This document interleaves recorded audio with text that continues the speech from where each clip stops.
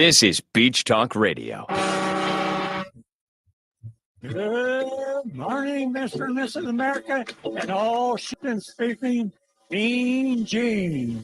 Mean Gene. The following will be a test of the ship's whistle, the sonar alarm, the cable alarm, and the atomic attack alarm. Hello, America, and welcome to the #1 radio station in all of Fort Myers Beach.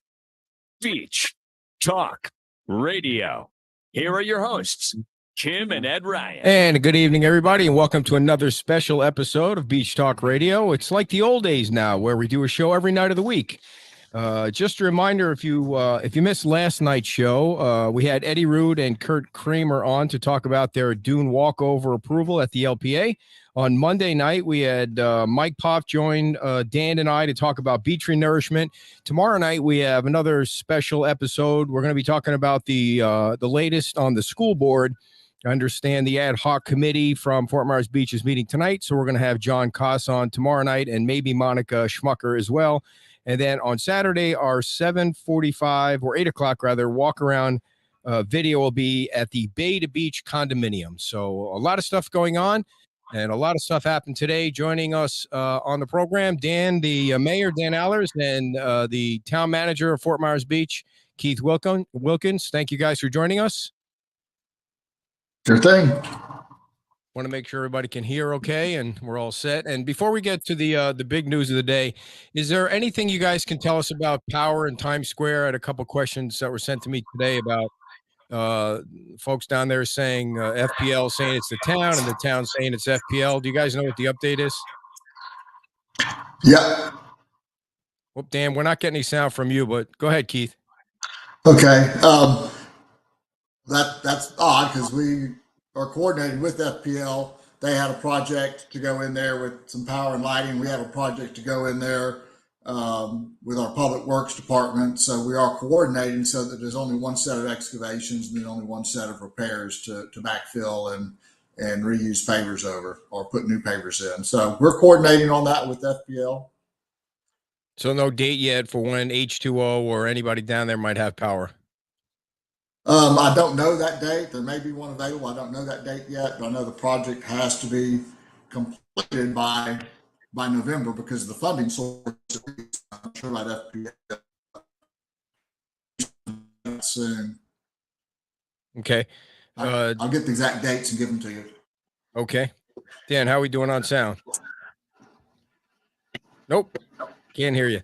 Maybe come back in and out like we had last night. We had an issue with somebody last night. So, Keith, just for our folks that are watching, I wanted to kind of rewind a little bit because I went back and did some research on this 50% thing and which number the folks should use. And I had remembered that the county board was meeting back in November, and they were trying to figure out what number to tell the residents in Lee County to use.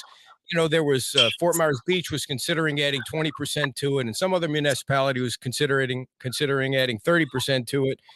And the attorneys got involved. And then there was a letter sent down from the state that said that municipalities couldn't use the 20% on Fort Myers Beach or this percent. They had to use what Matt Caldwell, the property appraiser, said they had to use. And so everybody was going back to LIPA and finding the number that Matt put up there. And it seemed like that was settled until yesterday. So that's correct. Can you kind of tell us? Do we have sound from the mayor yet? No sound, Dan. I don't know. You know what, Dan? We'll do it the old-fashioned way if you want. I can plug in the phone, and at least we'll have you on that way, and you can jump in, and at least we can see you and hear you. So, Keith, why don't you kind of fill us in on the letter that the town received? Okay. Yeah, we received a letter notifying us, and it wasn't just us. It was all of the jurisdictions within Lee County that FEMA notified us that the tax roll value letter from the Lee County property appraiser was invalid, which to us, it immediately changes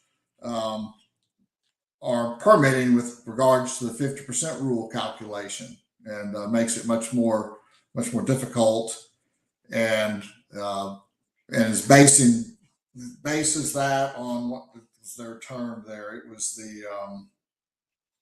and you probably have it on the top of your head there, the actual cash value appraisal is of the pre-damaged building. And as you know, that falls lower than most, so that any kind of damage and repairs is more likely to kick it above the 50% damage. And with that, against all the permitting that we've done so far and changes on permitting going forward. Thanks. Okay, so the first, go ahead. I was saying, there's Dan. I think we've got his sound now. Is that right? Okay, let me see. Dan, can you hear us okay on the phone? Make sure we get him on here. Let's see. Dan, can you hear me? I can hear you. Yeah, okay. I think we have sound, so that's good. Did you want to throw anything in there that you might have heard from the beginning before we start asking questions? Well, just to touch base a little bit more on the FPL thing that you talked about at the beginning. They you still there? Yeah. Okay. Now they are offering to do underground power there versus overhead power, but that would require obviously removing pavers, and then our staff would have to go back in and re-put those pavers in. And I think what Keith alluded to was we want to make sure that that works in concert with what we're doing in Times Square, so we're not tearing up and putting back twice. I'm not sure if that's. God, I guess there was a couple of folks down there that were wondering if they were going to get any power at all, but it doesn't sound like they're going to get power in Times Square until this project is underway and going. It's not like your house where FPL was shooting power to your house. It's a bigger project than that. Well, my understanding is that if underground is kind of what we've been shooting for with power on the island, and if we don't want underground power, they can do overhead power and get it there. But I think that's where when they say holdup is happening between the town and FPL, it's just getting on the same page as to what needs to be done down there. And I think today I saw their schematic come over to our staff as far as to see how it lines up with what we were doing there. Got it. Okay, so let's get back into this here. I guess the first question that comes to mind for me, Keith and Dan, is that since the storm hit, there's been this team of liaisons from this organization and that organization and FEMA, and you guys, maybe not Keith from the beginning or Dan from the beginning, there's this weekly meetings, and FEMA's involved in it, and they got this giant trailer here and there. Did they not see what was going on with the percentages that the people were using and the numbers that people were using and then they wait until, almost 5 months later? How does it get to this point? Well, I guess what I think is just my opinion, but when we saw the letter that came through late last night, and we had it today, and I read it a little bit earlier, there was some very strong language in there that said that we strongly recommend that you do not use the Lee County tax appraiser's letter for your evaluation. That's pretty strong wording coming from FEMA. So I'm not sure if there's confusion. As we've said the entire time, the best route for anyone is to get a private property appraisal, because in our code, remember back when this first started, there was a lot of confusion between the 20% and in our code, it read that you did the assessed value plus 20% and then half of that. Or you could get a private appraisal and whatever that number was. So it appears to me, at least our staff and Keith and I's conversation today, it appears that is the model that we have to follow based on what we read. I know that the county has what their rules were before. And I were back, if you remember, Ed, back when the county commission, I think, was looking at taking the assessed value or taking the letter value and then adding the 20%. FEMA sent out a letter to them and said, wait a minute, hold on. Yeah, So- I just talked about that earlier. I was reading from the letter. What they said in that letter was go by what Matt Caldwell said. They actually told him not to use the 20% and go with Matt Caldwell. So, I mean, do you see the buffoonery here, though? I mean, how do you go from one thing to the other in 5 months when people are trying to rebuild their houses? Did they give you an explanation, Keith?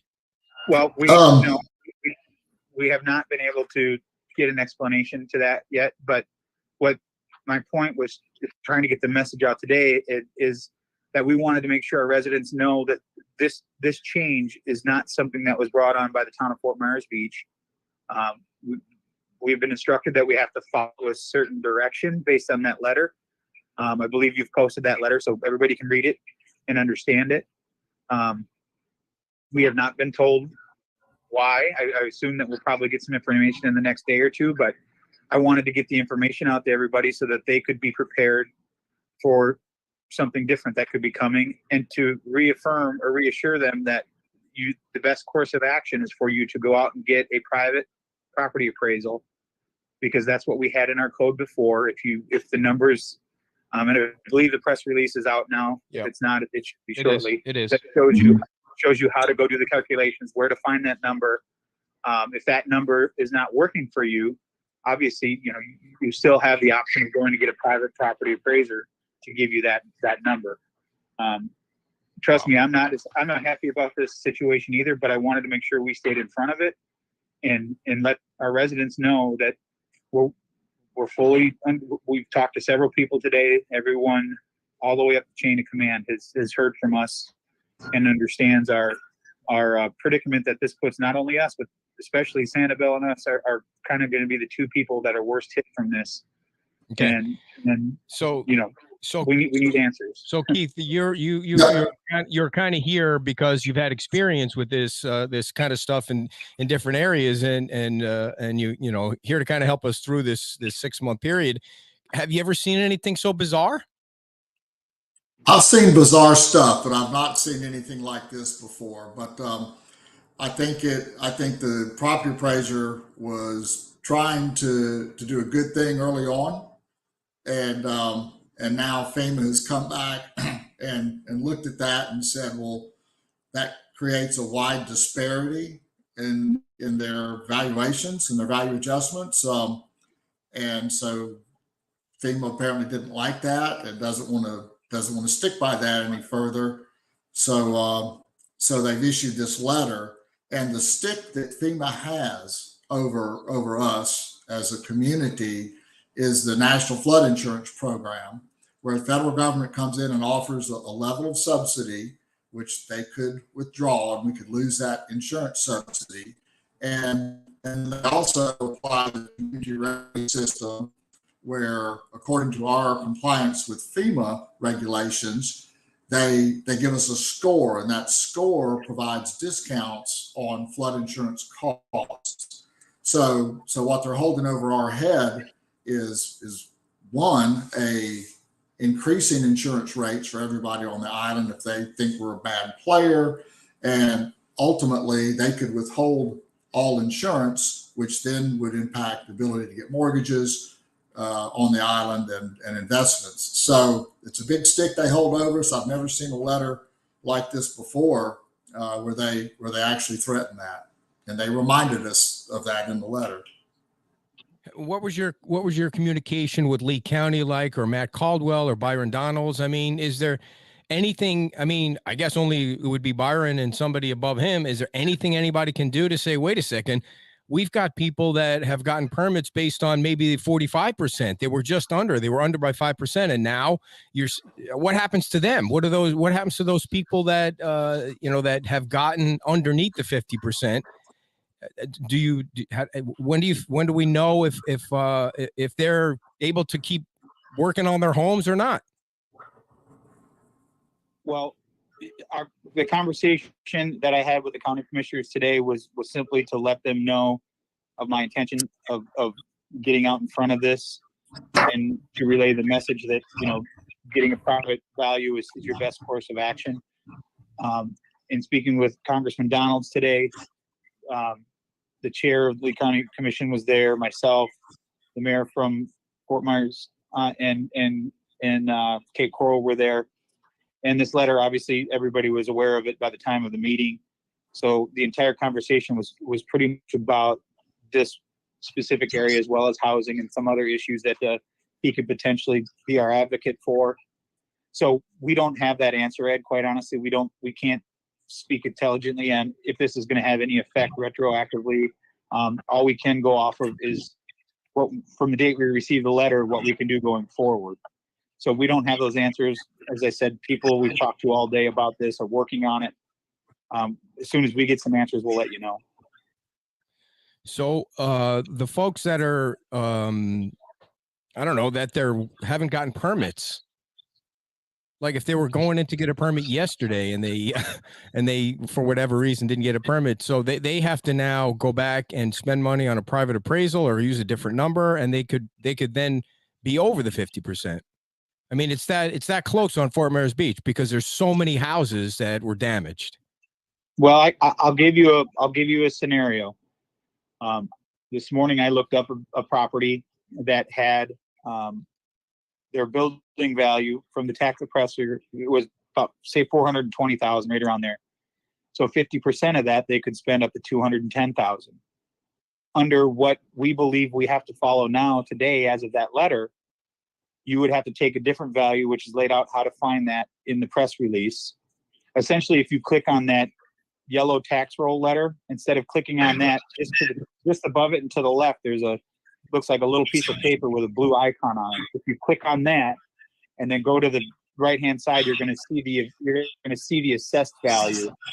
Hang on, I'll tell you exactly. All right, are you talking about the LIPA website? Because you're saying things that I don't think people can follow along unless I'm able to pull it up. The LIPA website. So when you go to when you went to look at your tax roll letter, which I'm sure every one of our residents have gone and done. So I got the LIPA website up now. Can you are you able to take me to a spot? Yeah. Can you give me an address I can put in? Yeah. So just well, pick it. You pick Town Hall. I put in 820 Denora Street. For some reason I must have been snooping on that house earlier.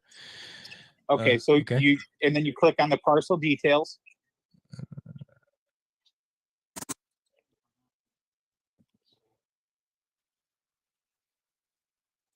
What's the town hall address, Dan? 2525 Estero. I doubt you'll see a tax roll letter for that, but you'll get the idea. But to finish out my scenario that I was telling you, a tax roll letter on this particular address that I picked, it was $420,000. Okay. 210 is what you could spend to rebuild that house under what everybody's been working on, right? Or under the direction we've been given. Today, if we were to follow what we have to follow, you would take the assessed value, which is just to the left of where it says current working values, and over on the right hand side where it says value summary, the 2022 value for this house that was 420 is now 124,000. If you add the 20% that we had in our code before the hurricane, that brings you up to about 140, whatever, 8,000. 50% of that is 70,000. So you can see you're going from 210,000 you could spend to today, where this property would only be able to spend under 80,000. Is it your opinion, either one, that it's going to be like that for most of the properties on Fort Myers Beach? It's going to be that much lower? I just simply use this one as a scenario just to give you an example of the drastic amount of money that is there to be able to rebuild. So this person would probably not be able to, I don't know, based on looking at the size of the house, they probably wouldn't be able to rebuild under the way we would have to do it now without getting a private private appraisal done to see what that comes in at. So it sounds to me like if people are close, or they were close to the 50%, and they, somehow they got it under and they were going to be able to rebuild without having to knock the house down, they're probably going to have to knock the house down or sell. Well, I would strongly suggest that they have not done it to go out and get a private appraisal done on their home to get that number. Okay, but Dan or Keith, all right, let me just get this last question and then you could steal the mic. In all likelihood, if you get a private appraisal, it's not going to be closer to Matt Caldwell's number. It's going to be closer to the lower number, right? I mean, you can now people. Go ahead. Not necessarily. Not necessarily. Most of the property appraisals that I've seen or heard about have been higher than the value that was in the property appraiser's value.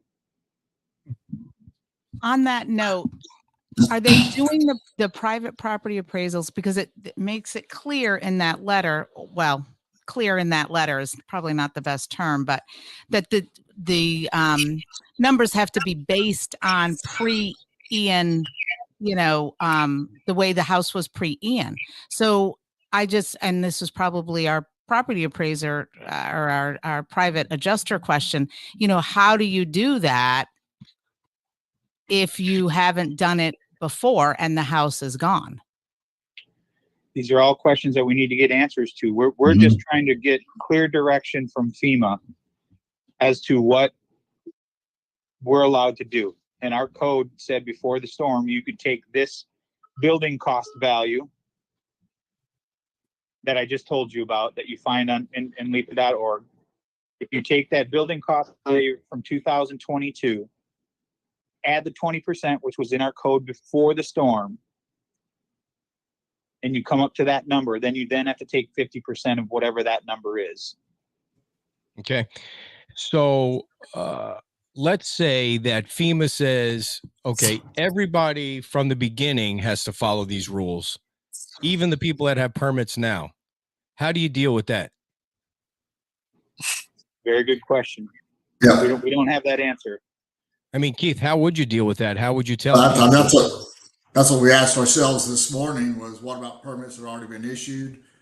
Projects might be near completion at this point. And then the homeowner told, well, no, you couldn't rebuild that. What do you do then? Elevate the house at that point? We don't know. We can hope that some logic comes through with FEMA and some common sense, and they realize at least the permits have already been issued. Those were issued in good faith and in accordance to their regulations at the time and the property appraiser's advice. So we can only hope that those permits are at least going to be safe. And then going forward, it's a whole nother set of issues with the new valuations. And we don't have those answers yet. And just a couple of quick things. We do have an attorney on the show Saturday. It was just by coincidence, but I think it's going to work out just fine because these questions are going to be important for maybe an attorney to answer. Dennis asks the question, what prompted this review and evaluation from FEMA? Anybody know? No idea. What FEMA said, what FEMA said in their letter was they saw a wide disparity in the on how the value adjustments were made by the property appraiser. So, I mean, that's all the information we have to go on was them saying there was a wide disparity that they observed. Okay. We're also going to need a list of appraisers. I'm guessing the property appraiser business is going to go up quite a bit in the next few days. Go ahead. No, I agree. And I think too, when it says that because property appraisers often perform mass appraisals based on statistical analysis of the previous year's sales data in between actual physical appraisals, which may occur as infrequently as once in a decade or longer, that these values must be adjusted carefully for that SD determination. And I think I think you got Kim, you got to be clear that what you just read was an excerpt from that letter that we received from FEMA. Yes. FEMA. Thank you. Well, yeah, and Matt explained on her show a couple of times. He said, they don't have the staff that can go out to every single house in Lee County and do, a 3-hour-long property evaluation, and that they kind of, I guess what he said was they kind of eye it and then they put a number on it, and that's what they were going by. But the whole thing that I don't understand is FEMA sent the letter to the county and told the county that they couldn't use Fort Myers Beach couldn't use the number and add 20%. It had to be Matt Caldwell's numbers. And now they're just completely reversing it on everybody and telling them they can't use Matt Caldwell's numbers, and they have to go back to the way that the town of Fort Myers Beach originally had set it up. I mean, FEMA's really got one job. How come it's 5 months later before? I mean, and how do you know in 3 months from now it might not be different? Exactly. That's my concern. So what is your advice that you both have for residents that are trying to get in and get a permit, or thinking about going in and get a permit, or, you know, they're not in town now because, you know, they're waiting for the demo, or, I mean, what should people do? They're going to want to know what to do. Well, I just want to reiterate what I said at the beginning, and what Matt Caldwell has said, and what has been said the entire time. The safest thing for you to do as a homeowner is to get a private appraisal. That's the safest way to go about it. And I believe in their letter they kind of allude to that in the FEMA letter without strongly saying it. But the one thing they did strongly say in that letter to us and everyone else that received it was that they strongly recommend you do not use the value that was presented in that letter. So Keith, when you have conversations with the FEMA reps that are driving around in the tents or hanging out, drinking coffee in the tents, what do they say to you? Well, we've had conflicting statements from FEMA reps on other issues, and I would expect there's going to be some conflicting information inside FEMA on this, and we're going to have conversations with FEMA starting tomorrow on exactly this. Dan, is there anything that Congressman Donald said to you that made you feel like this was going to be something that could be not forgotten, but could continue the way it was going? Basically, just paraphrasing, the way we left that meeting is that his next conversation was going to be with FEMA. So I don't know what that entailed, if that was already on his docket to do it. I don't know. I can tell you he listened very intently.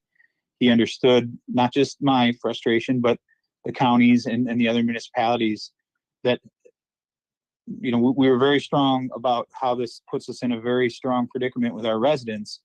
And you know, as I said before, my message from the beginning of today was to make sure that people understand that the rules may have been changed today, but it was not done by the town staff. It was not done by the county.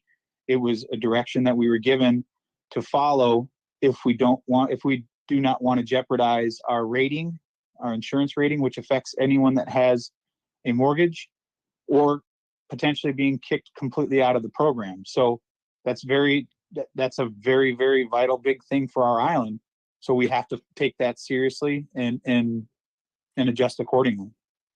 Now, Dan, you were saying that, you know, referring to the letter from FEMA about, it says we strongly recommend using methods other than the product created by the Lee County property appraisers. And so other than that product and a private appraisal, is there anything else, or that's really the only two?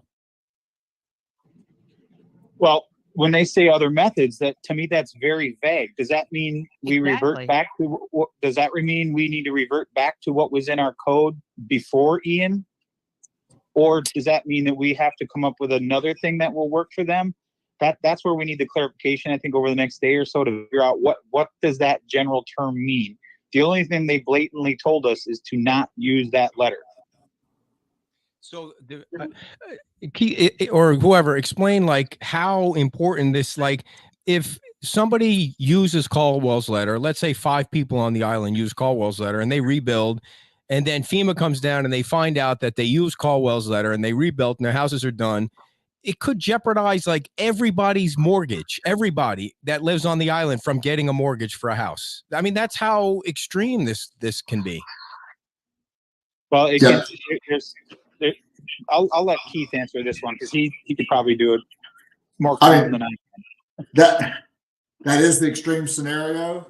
And seldom do we see government taking the extreme scenarios because of, you know, public consumption of all of this. But that's their ultimate stick. You know, that's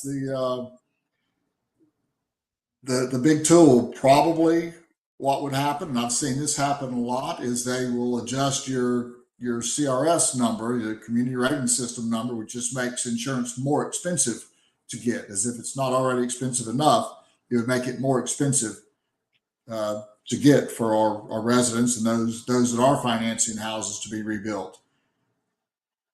What is your thought, Keith, on if somebody gets a property appraisal now, which number it's going to be closer to? Is it going to be closer to Matt's number? Is it going to be closer to the lower number, and they're going to be closer to being in jeopardy of the 50% rule? I think if they get an appraisal now, that would put them above the property appraiser's number. I mean, property appraiser's numbers are usually are less, purposefully so, and that's why 20% was in there. But I think they'll be closer to the actual value, which is going to be higher, which increases the the chances that they'll fall within the 50%, the good side of the 50%. But then they've got to do that appraisal, and they, according to our ordinance, they can do a second appraisal, or we could actually make them do a second appraisal, but that's only to try to get the number, the number more valid. FEMA likes our ordinance. We've gotten a lot of heat over that second appraisal, and I understand that completely. But this is kind of why, and FEMA likes our ordinance. And but the thing about this is, and the mayor has said it, it applies to all of Lee County. It's not the town, although we have to enforce it.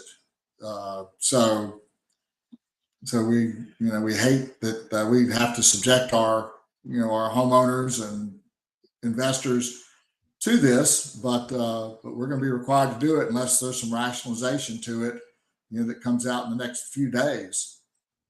Sure.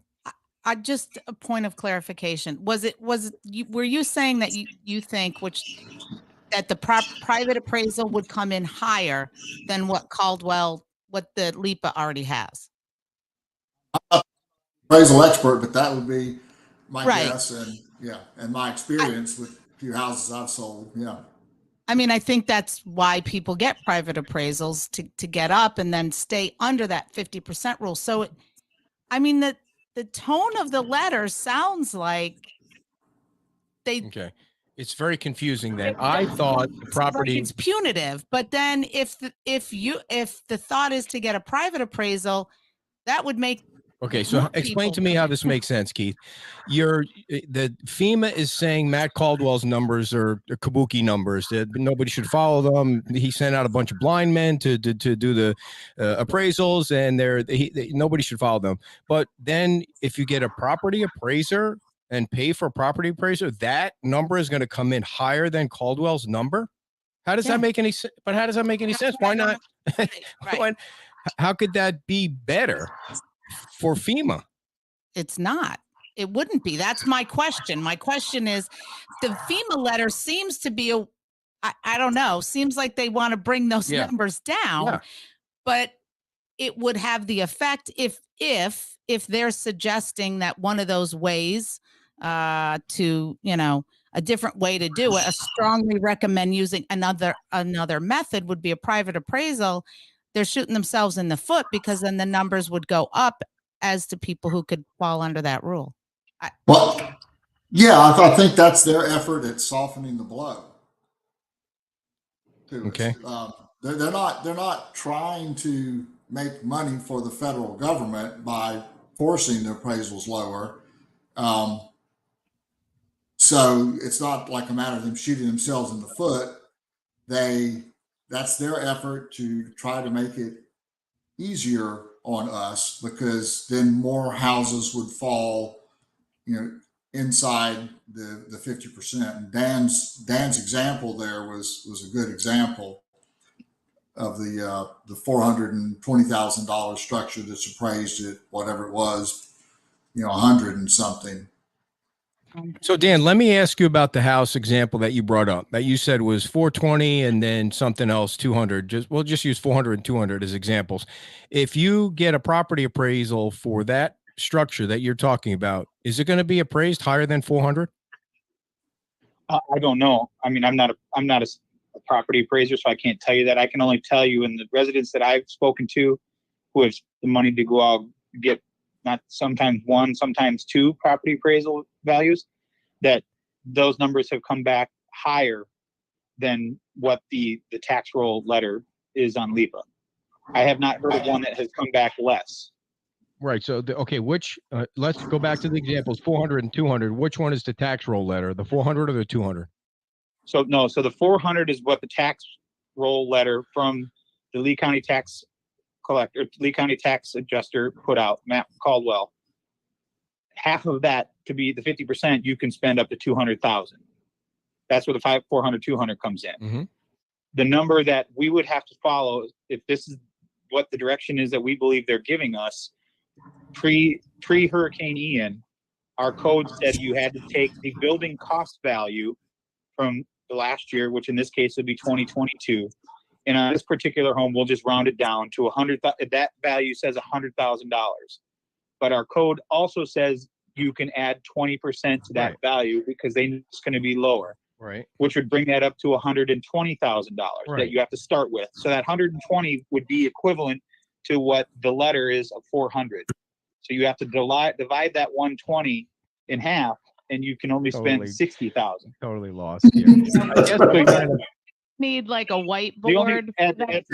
The easiest way to explain it, the only two numbers you need to worry about are the final numbers that the resident would be able to spend in this scenario. And in this case, the tax letter provided at Matt Caldwell's office was at 200. Our code, the way it was before the storm, would only allow you to spend 60,000. So there's $140,000 difference between his letter and what our code said in this scenario. Right. So that doesn't benefit the homeowner at all. Right. However, if you go out and get a private property or private adjuster to do the valuation, and their number comes in at that 400,000 or even higher, 600,000, half of whatever they give you for the building structure is what you can spend. So as it's laid out, you can do. Wait. Before you say anything else, half of that plus 20%. No. Once you go to the private property, there's the two methods you can use. I see. You can't use it 20%. Exactly. Right. Exactly. All right. And I think what you were arbitrary. I mean, who came with 20% anyway? I mean, how does that mean anything? Side. Someone just help me out here.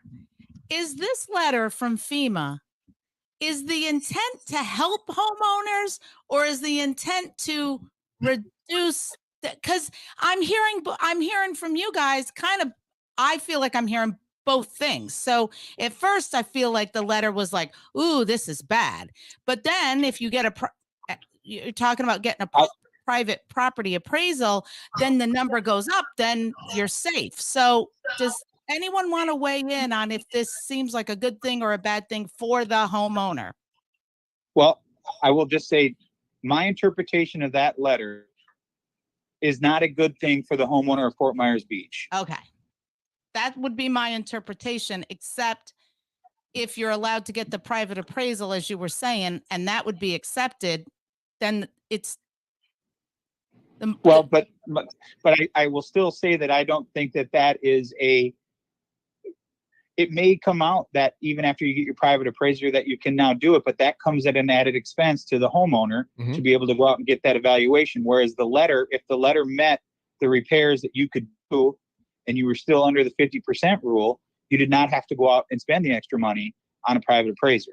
So that's why I say it is not beneficial to the residents of Fort Myers Beach, because it essentially is forcing you to go out and at least get one private property appraisal. Well, and the other thing that's unknown too is that it may be helpful for folks moving forward if the number's higher.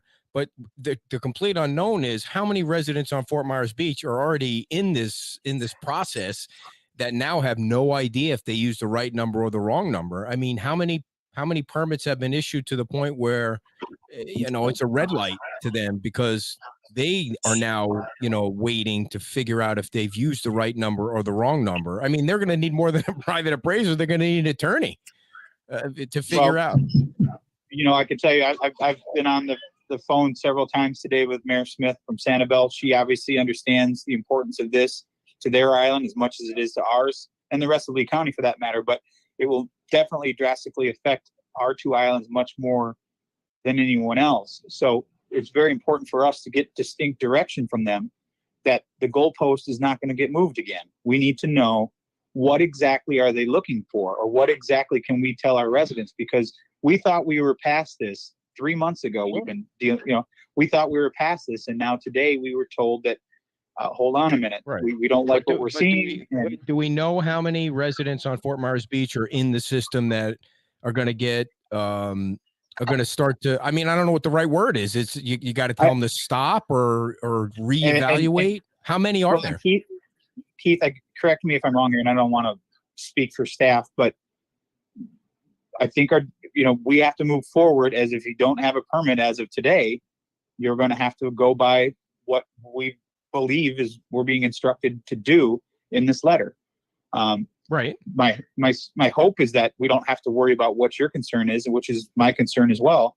We just need to get answers. So as of today, and I'll let Keith please correct me if I'm wrong, we're moving forward with today is the new day. Today is the day that we have to follow the rule that we believe they're trying to follow. That's not my question is how many people should be worried that what they've used up to this point could be the wrong thing? Well, they say that they're requiring as of today to use the building cost value. So ideally the number is 0 because they're coming in today. And so that would be permit number 1 under this new rule. The question is, with them moving the bar like this, the hundreds of permits that we've already issued, are they going to go back to that? Because what you end up here is you have one citizen, one resident that built their house under one set of rules, right next door built it under a more arduous set of rules. Wow, and never so even thought of that. Create that disparity. Did Heron chime in on this at all today, the town attorney, and give any kind of feedback on what he thinks? I did not talk to John today about this. I did talk to John Heron about this and asked him for his advice. And should we proceed the way we're proceeding, or should we not? And his legal advice was that we should adhere to what we believe the letter is telling us to do. And that is no longer use that property value that is in that legal letter. So his advice was to do exactly what we're doing. So let's say I own a house. So you're not using. So what are you going to use? I mean, what? Well, we're going to have to use what's in our code, which is that building cost value plus 20%. Unless they get a private appraisal. Building cost value. Okay. So let's say I own a house on, whatever street, and I got in the system. I got my permits. Should I get my hammer and nail out with my contractor tomorrow, Keith, or should I wait until I know for sure that I'm not in violation of FEMA's rules and can screw up everybody on the island and cause my neighbor not to get a mortgage? Well, I don't know the answer to that question. I personally would be kind of hesitant to start. I'd sure want the dust to settle, which then puts us in and everybody out there in the slow lane on getting rebuilt. Yeah. Does this include businesses as well? I would say yes, it does. Yeah, I would say it does.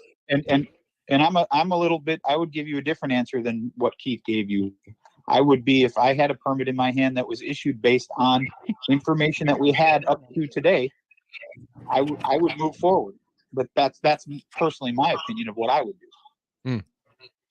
Who knows what the right answer is? I mean, I could tell you this. Well, I'll tell you what. Apparently, this Jamie Massolino is going to be getting a lot of questions. I'm going to put that freaking email address out there. It's james.massolino@fema.dhs.gov because it's just crazy. I hope that inbox is open because there's lots of questions. Somebody One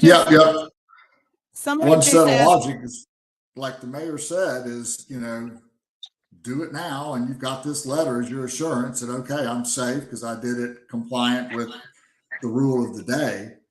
So yeah, it just depends on your personal approach to how you want to move forward with investing your money. You know, Jackie asked a good question. And I don't think we could do it without actually showing people. It would be a good idea if somebody could record a video. I don't know. I saw some of our older builder friends up there that been commenting on where to find the right number. If there's a way somebody could cut a video and send it to me, where to find the number, just kind of do a 30-second little how-to video. This is the number to use. This is the correct number. And then I'll post it up there as soon as you send it over. Someone asked, where do we find the building cost value? Yeah, I think they're looking for the correct number on LIPA. I mean, and I think every time Matt Caldwell gets a letter from FEMA, the numbers are changing and the things are changing, and everybody's LIPA thing there. It's just the building cost value is on the LIPA site. Okay. So do you think if you're kind of thinking back a little bit to the few businesses that are open, or any of those that are now open in jeopardy, or are they all fine? I mean, there are probably some that were on the fence, or are there any that are open now that are going to have to be worried, or no? Build. I think the same thing applies. It's they say if you can take them at their word, February 15th going forward, they're using the building cost value. So. Gotcha. All righty. Any final words for the residents? Dan, we'll start with you. None other than, we're working on this as hard as we can. We're trying to get distinct answers. Again, I wanted to make sure that our residents had this information as soon as possible and know that, these are the boundaries with which we have to work within, and we're working to get clarity. And as soon as we know it, everybody else can know it. Keith? I agree. We're working on it hard. We're as shocked as everybody else is, and we're going to be meeting as early as tomorrow with FEMA to start these discussions.